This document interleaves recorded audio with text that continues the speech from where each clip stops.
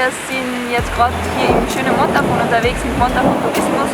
Da planen wir heute eigentlich auf einen Klettersteig zu gehen, aber das Wetter hat uns ein bisschen einen Strich durch die Rechnung gemacht. Es schüttet wie aus Kübeln und deshalb haben wir uns jetzt auf eine Wanderung gemacht und wir schauen uns jetzt ein bisschen das Fenster an und ja, hoffen, dass das Wetter vielleicht ein bisschen besser wird.